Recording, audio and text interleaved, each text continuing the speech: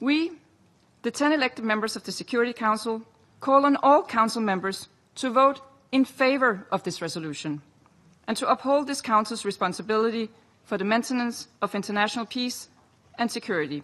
Colleagues, U.S. opposition to this resolution will come as no surprise. It fails to condemn Hamas or recognize Israel's right to defend itself, and it wrongly legitimizes the false narratives benefiting Hamas, which have sadly found currency in this Council. Council members ignored when the United States made clear that this resolution was unacceptable. The Council instead adopted for performative action designed to draw a veto that extends Hamas terrorists and those who fund them and support them and gives them a lifeline. Let's recall that Hamas started this brutal conflict on October 7th, 2023, when it perpetrated the worst massacre and kidnapping of Jews since the Holocaust. To the approval of its supporters who took to the streets on October 8th to praise what Hamas had done, Hamas promises to repeat October 7th. Despite everything, Hamas has no regrets. The lives of Gaza civilians in harm's way are mere tools in the project to destroy Israel. This resolution has other serious defects beyond just failing to condemn Hamas. First, the United States has stressed since this conflict began that Israel has the right to defend itself. This resolution seeks an immediate, unconditional, and permanent ceasefire that would leave Hamas in a position to carry out future October 7th attacks, as it has threatened to do so many times. This resolution draws a dangerous false equivalence between Israel and Hamas. For these reasons, the United States of America will vote against the draft resolution and urges delegations to join us in voting against it. I thank the representative of the United States for the statement. I shall put the draft resolution to the vote now. Will those in favor of the draft resolution contained in document S/2025/583 please raise their hand.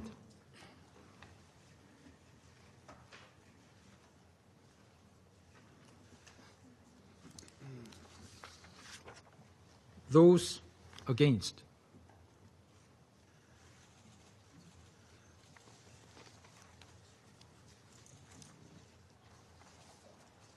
Abstentions.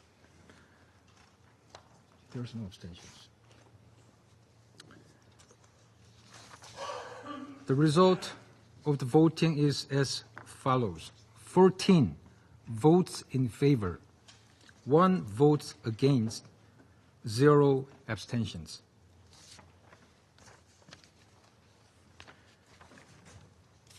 The draft resolution has not been adopted owing to the negative vote of a permanent member of the Council.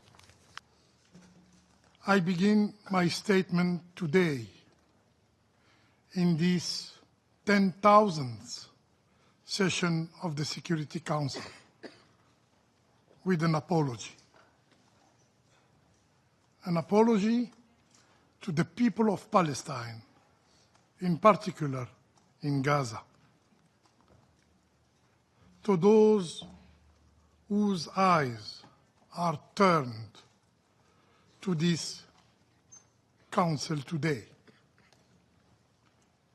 We Algerians, we hear you, Palestinian sisters, Palestinian brothers. Forgive us. Forgive us, in particular in Gaza, where fire consumes, where rubble suffocates. Forgive us because this Council could not save your children. More than 18,000 of them have been killed by Israel. Forgive us because this Council could not protect your women. More than 12,000 of them have been killed by Israel. Forgive us because this council could not shield your elderly. More than 4,000 of them have been killed by Israel. We need a ceasefire more than ever. And yet Israel's reckless expansion of its military operation takes us further away from a deal which could bring the hostages home and end the suffering in Gaza. We are witnessing an entirely man-made famine in Gaza, and images of starving Palestinians killed while desperately seeking scraps of food for their families. And this week, Israel struck Gaza City Children's Hospital. Newborn babies in incubators and children on dialysis should not be under bombardment.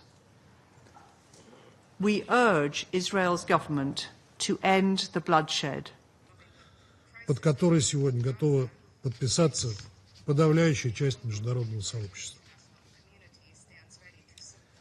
К сожалению, сегодня в ходе 10-тысячного заседания СБ мы стали свидетелями очередного 7-го по счету вето США, вновь заблокировавших принятие решения, которое помогло бы остановить кровопролитие.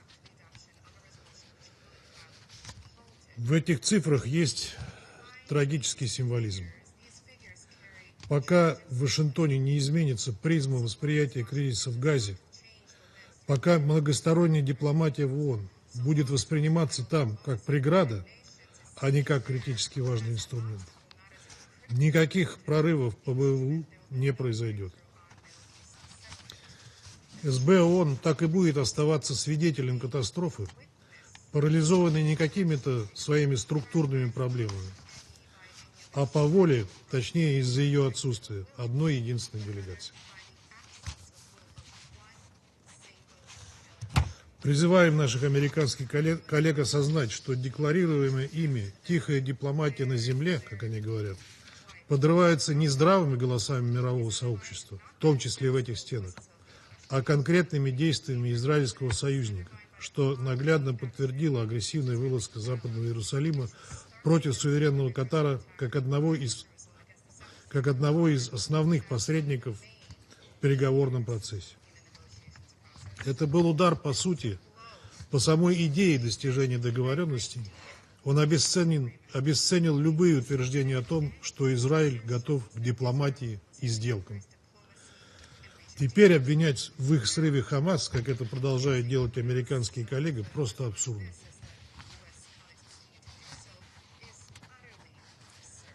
На фоне этих вопиющих действий Израиля против Катара и запуска им операции по полному захвату города Газы, чреватой дальнейшими жертвами среди мирных палестинцев, важное значение на этом фоне имеет возобновление на следующей неделе в Нью-Йорке международной конференции высокого уровня по ближневосточному регулированию.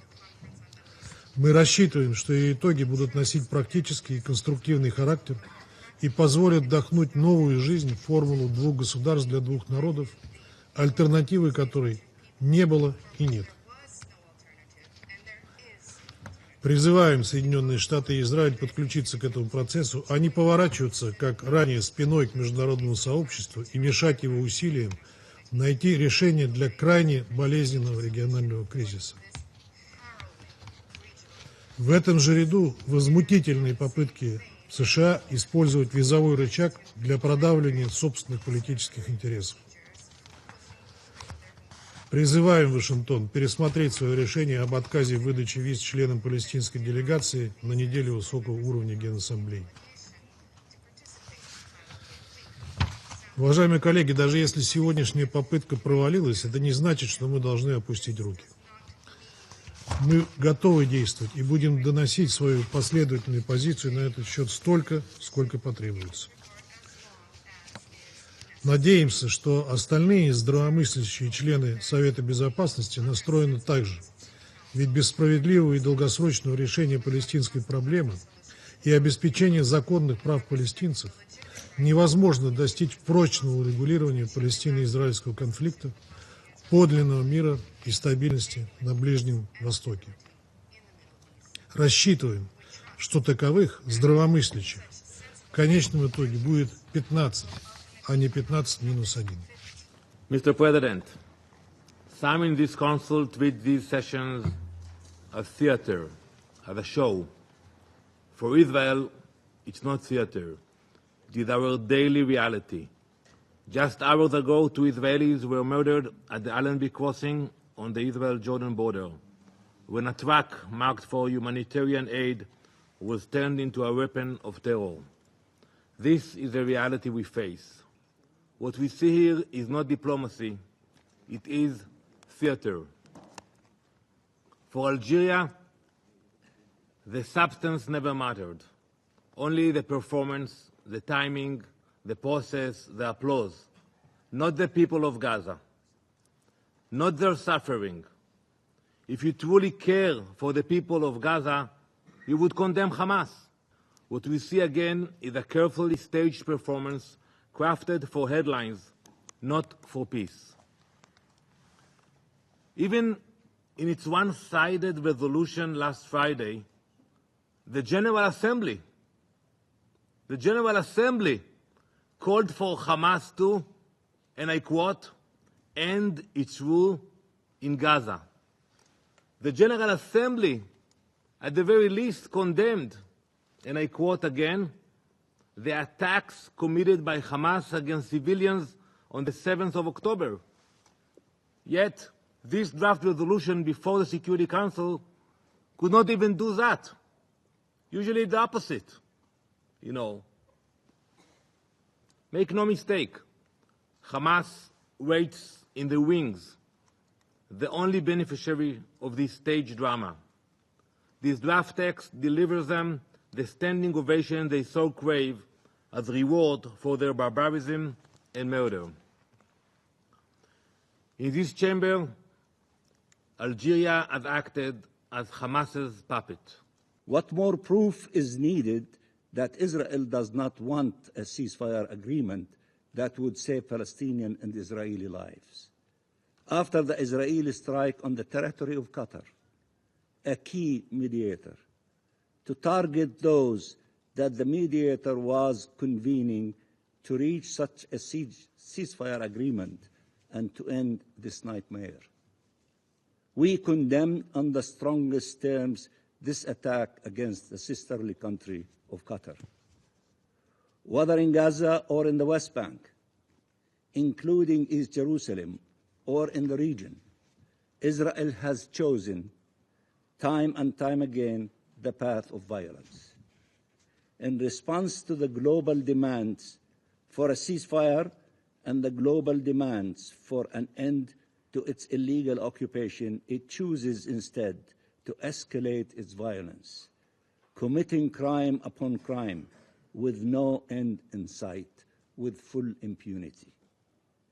And children, women, and men, entire families, are paying with their lives for this appalling impunity and inhumanity.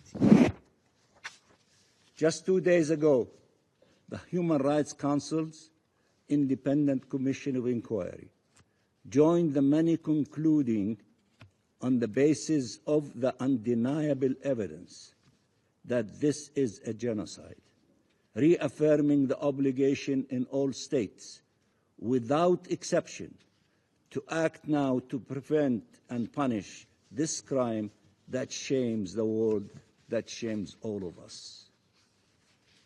Mr. President, violence is an impasse. Ceasefire saves lives, Palestinians and Israelis, and hostages and prisoners. There is no justification for killing and harming civilians, whether Palestinians or Israelis. Calling for such violence to end can suffer no conditions, no delays, no excuses. One should not see only partially the suffering of a group of people and completely ignore to acknowledge the massive, the mountains of suffering of the Palestinian people. It is the right thing to do. It is the only thing to do.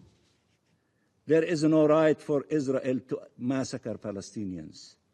There is no right for Israel to commit genocide. There is no right for Israel to commit ethnic cleansing. There is no right for Israel to starve a people. There is no right for Israel to displace and dispossess a nation. Israel's impunity is fueling its folly. Shielding it is allowing it to persist on a horrific path that will never lead to peace or security or integration.